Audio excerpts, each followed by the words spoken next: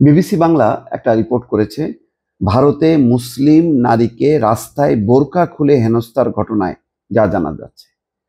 খেয়াল করেন যে এরকম হেনস্থার ঘটনা যদি হিন্দু নারী হতো ভারতে, কি পরিস্থিতি হতো, এবং এটা মুসলমানদের হাতে, তাহলে কি পরিণতি দাঁড়াতো। আজকে এই ঘটনার ব্যাপারে বিজেপি বা ভারতের শাসকরা কোনো টু শব্দ করছে না।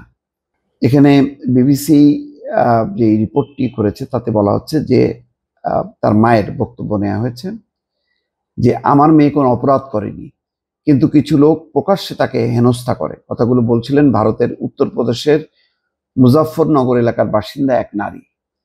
তার মেয়েকে দিন কয়েক আগে রাস্তায় হেনস্থা করা হয় এবং সেই ভিডিও ভাইরাল হয়েছে সামাজিক মাধ্যমে। মুজাফফরনগরের রাস্তায় প্রকাশ্যে ওই নারীর বোরকা খুলে নিতে এবং তাকে অপদস্থ করতে দেখা যায় ওই ভিডিওতে। তার সঙ্গে যে ব্যক্তি উপস্থিত ছিলেন তাকেও হেনস্থা করা হয় বলে অভিযোগ রয়েছে। সঙ্গে থাকা সেই ব্যক্তির নাম সচিন, তিনি ব্যাংকের একজন কর্মী। যে নারীর সঙ্গে এই ঘটনা ঘটে তার মা বলছেন, তারা ভুল সন্দেহ করে আমার মেয়েকে মারধর করেছে, আমার সহকর্মীর সঙ্গেও খারাপ ব্যবহার করেছে, আমি তাদের কখনোই ক্ষমা করব না। আমার মেয়ের মানসিক অবস্থা এখন ভালো নয়, এই কথা বলতে পারবে না, সে এখন কথা বলতে পারবে না, অর্থাৎ ওই মেয়ে আর কথা বলার মতন তার শক্তি নেই। তবে আমরা দোষীর শাস্তি চাই। এই ঘটনা ঘটেছে গত 12ই এপ্রিল। বিষয়টি প্রকাশ্যে আসার পর স্থানীয় পুলিশ এখন পর্যন্ত 6 জনকে গ্রেপ্তার করেছে। ভাইরাল হওয়া ভিডিও দেখে বাকি অভিযুক্তদের চিহ্নিত করা হচ্ছে বলে পুলিশ জানিয়েছে। হেনস্থার শিকার ওই নারীর মা নিজেও মানসিকভাবে বিপর্যস্ত হয়ে পড়ার কথা বলেছেন। সংসারে আর্থিক সচ্ছলতা না থাকায় তাদের বাইরে গিয়ে কাজ করতে হয় বলে তিনি উল্লেখ করেন। তিনি বলেন, তার মেয়ে অন্য সম্প্রদায়ের একজনের সঙ্গে কাজে গিয়েছিল, সেই কারণে সন্দেহবশত তার বোরকা খুলে নেওয়া হয় এবং মারধর করা হয়। 6 জন গ্রেপ্তার। ঘটনার দিন 12 এপ্রিল ভিডিওটি ভাইরাল হওয়ার পর হেনস্থার শিকার ওই নারীর অভিযোগের ভিত্তিতে অজ্ঞাত পরিচয় ব্যক্তিদের বিরুদ্ধে মামলা দায়ের করে পুলিশ। ভাইরাল হওয়া ওই ভিডিও ফুটেজের উপর ভিত্তি করে সরতাজ যাদব, মোহাম্মদ উমর, আশ সোয়েব ও স্বামী নামে 6 ব্যক্তিকে গ্রেপ্তার করে পুলিশ। নিগ্রহের শিকার ওই নারীর পরিবার যে এলাকায় বসবাস করেন, গ্রেপ্তারকৃতরাও একই এলাকার। ডিএসপি রাজু কুমার বলেছেন, ভিডিও দেখে বাকি অভিযুক্তদের শনাক্ত করার চেষ্টা চলছে, তাদেরও শিগগিরই গ্রেপ্তার করা হবে। এই ধারাগুলোই মারধর, গালিগালাজ এবং দাঙ্গা, শ্লীলতাহানি সম্পর্কিত অপরাধ অন্তর্ভুক্ত রয়েছে। ঘটনার পর থেকে ওই নারী এবং তার পরিবার আতঙ্কে আছে। তাদের বাড়িতে ওই নারীর মায়ের সঙ্গে আমাদের কথা হয়, অর্থাৎ বিবিসি কথা বলেছে।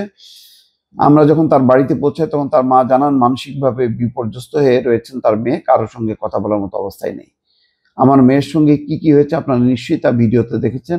ও আর কথা বলার অবস্থায় নেই, এখনো বিয়ে হয়নি আমার মেয়ের। ঘটনার পর থেকে খুবই আতঙ্কে রয়েছে সে। আমার পরিবারের আর্থিক সমস্যার কথা উল্লেখ করে বলেন, আমার 6 সন্তান, তাদের মধ্যে 5 মেয়ে 1 ছেলে রয়েছে। আমার স্বামী 8 বছর আগে মারা গিয়েছে, তাই সংসারের সব খরচ আমাদেরকেই করতে হয়। তিনি জানান, গত কয়েক মাস ধরে তার সঙ্গে ব্যাংকে কাজ করছেন সচিন নামে ওই ব্যক্তি। ওই দিন তার মেয়েকে সঙ্গে নিয়ে যান সচিন, তারপরে এই ঘটনা ঘটেছে। যাই হোক, দেখেন এইসব ঘটনায় যেটা হয় যে ভারতের সংখ্যালঘু সম্প্রদায় মুসলমান, তাদের সঙ্গে যদি অশালীন আচরণ করা হয়, তাদের হিজাব নিয়ে আপত্তি, বোরখা নিয়ে আপত্তি, এবং এইসব বিষয়ে মুসলমানরা খুবই স্পর্শকাতর। সেই জায়গাতে যখন কি কেউ আঘাত করে, তখন সংখ্যালঘু মুসলমানরা নিরাপত্তাহীনতায় ভোগে এবং এটা মুসলমানদের মধ্যে ব্যাপক প্রতিক্রিয়া হয়েছে। কিন্তু এইসব দুষ্কৃতিকারী তাদেরকে উস্কানি দিচ্ছে কিন্তু বিজেপি সরকার বা ক্ষমতাসীনরা। তাদের কারণেই কিন্তু ভারতের সাম্প্রদায়িক পরিস্থিতি দিনকে দিন খারাপ হচ্ছে। তারপরে ওয়াকফ যে আইন করা হয়েছে, এটা করার পর মুসলমানরা আরো সম্পত্তি হারা, তাদের যে ধর্মীয় স্থাপনাগুলো সেগুলি হাতছাড়া হবার উপক্রম হয়েছে। সব মিলিয়ে ভারতে এখন মুসলমানরা খুবই একঘরে হয়ে পড়েছে, তাদের পাশে কোনো রাজনৈতিক শক্তি নেই। অন্যান্য যেই বিজেপির বাইরের যেই রাজনৈতিক দলগুলো আছে, তারাও ধরি মাছ না ছুঁই পানি এমন অবস্থানে তারা লড়ছে মুসলমানদের স্বার্থ রক্ষা করার জন্য, কিন্তু সেটা কোনো কার্যকর পদক্ষেপ না। ভারতে একমাত্র মমতা ছাড়া আর কেউ মুসলমানদের পাশে নেই।